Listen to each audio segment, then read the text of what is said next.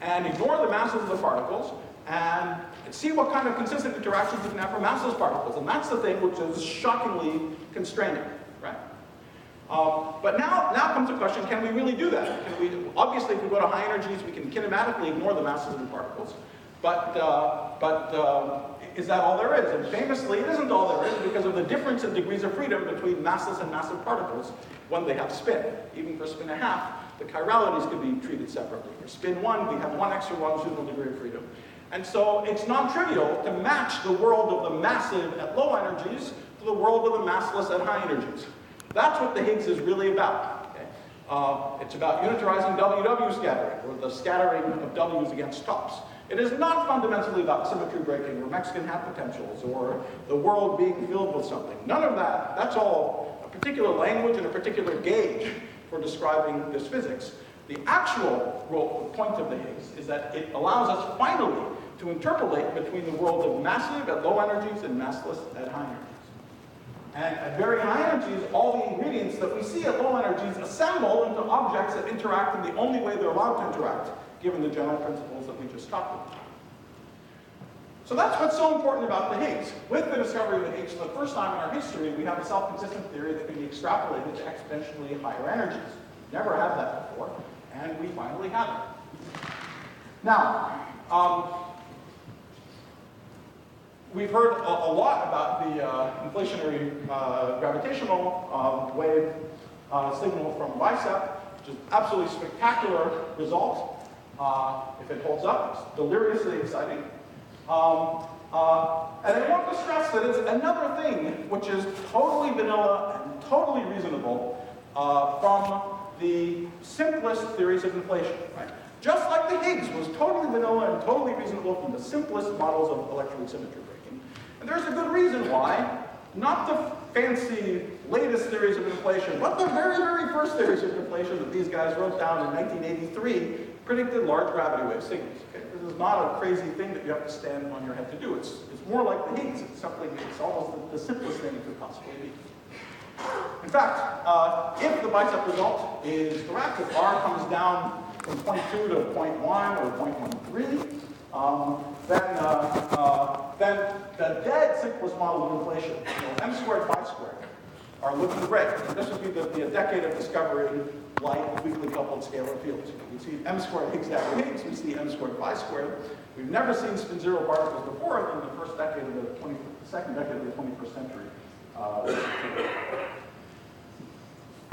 This is just a quick comment for maybe some of the experts who think about inflationary model building. Something a lot of people talk about when in inflationary theories that give you large gravity wave signals is that somehow it's mysterious that the inflaton should traverse over 5 or 10 amp Planck units in its inflationary trajectory. And in my view, this is an absolute red herring. This is actually something that's trivially natural from the point of view of an effective field theorist. And the reason it's trivially natural, the reason you worry about super Planckian traversals is in the back of your mind, you worry that when the VEV is m Planck, there are some particles that are getting mass in order m Planck. The couplings are order 1, right? That would be bad. That would be out of control. But in fact, what's going on is that there must be a weak coupling in the problem. That's what making the inflaton potential flat to begin with. If there's a weak coupling, there's no problem. In fact, not only isn't there a problem, it could have explains everything. So if, for example, the inflaton potential is arising from the interaction of the inflaton with some other field, so the coupling is just 10 to the minus 3, then when you traverse over 10 m Plancks, nothing is happening. The particle isn't going above the Planck scale. It's going from 10 to the 15 GeV to 10 to the 16 GeVs. Nowhere near the Planck scale.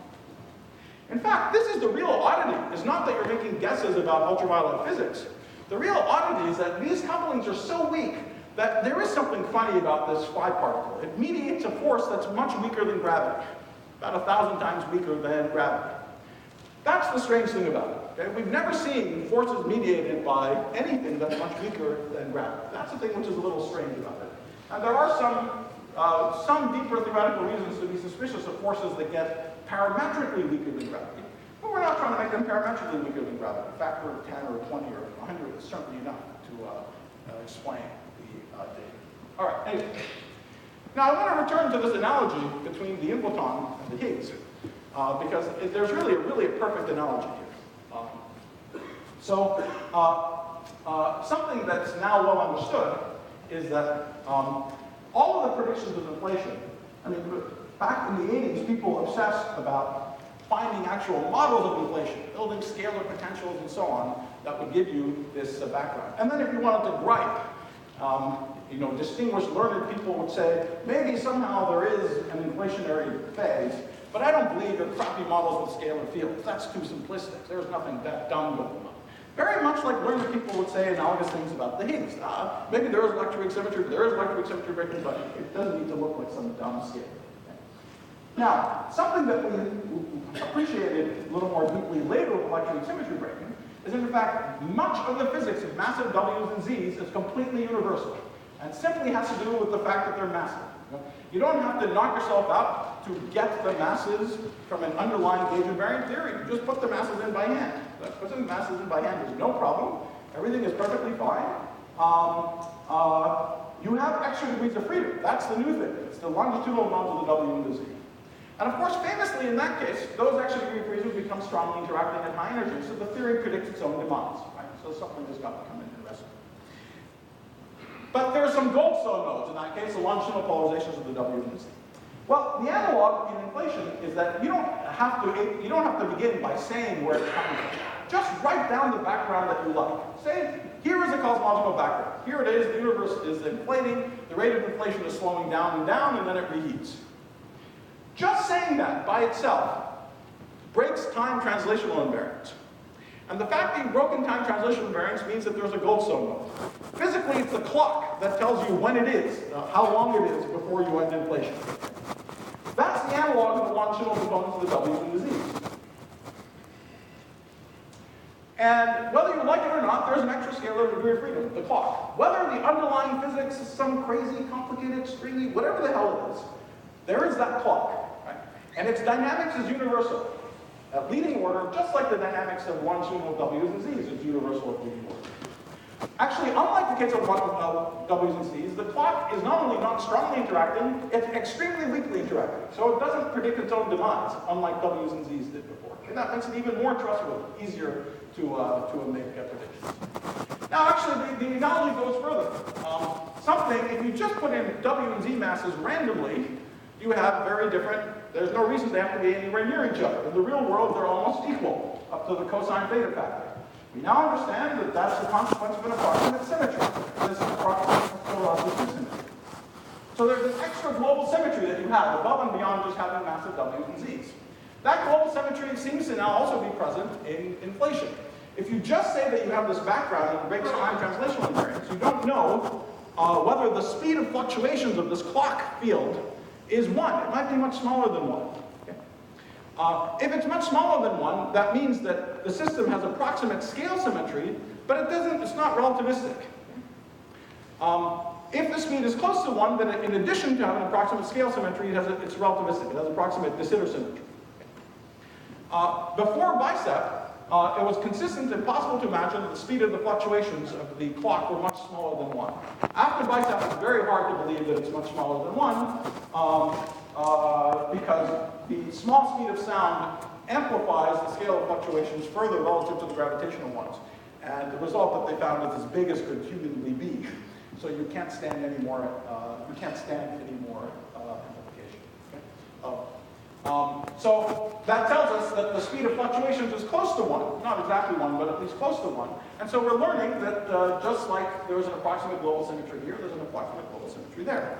Now, here, we could ask for a UV origin of the model. And that was compulsory because it predicted its own demise, right?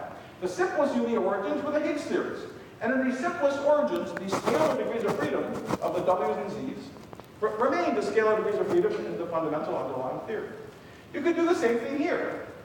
And here, almost all inflation models that are written down are of that sort. The inflaton is a scalar field, and that's it. Now here, people thought about more interesting theories. They ended up being wrong, not realized in nature, but theories where the longitudinal modes of the W's and Z's were totally different degrees of freedom in the underlying theory. Nothing like elementary scalar fields. This, I think, is a very interesting open question mark in inflation modeling. Okay? what is the analog of Technicolor on this side? In other words, given everything that we know, it's entirely possible that there's some highly non-geometric phase that can't be described in a, that can't easily be described by an effective field theory that's arrived in the flat space limit on short scales during inflation. It could be very stringy, it could be very different, and still be totally compatible with everything that we see, because everything that we've seen is just dictated by symmetries.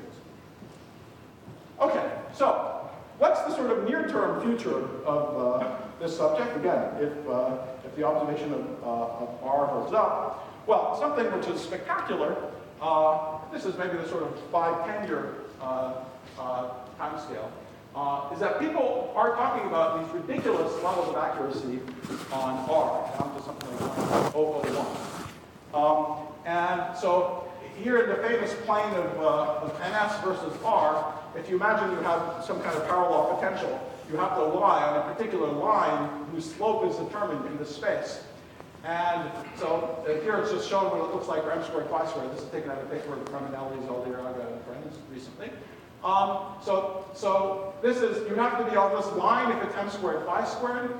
Exactly where you are depends on the reheating temperature, the number of P-foldings of inflation, and that's the sort of projected error bars that we're going to end up in. Just ridiculous, right? So not only could you be made convinced that it is m squared phi squared, you could even start determining what the number of E-foldings of inflation is to the accuracy of 1 or 2 E-foldings of inflation. All right, so that's a sort of near-term feature. It's all about the power spectrum. But again, the power spectrum is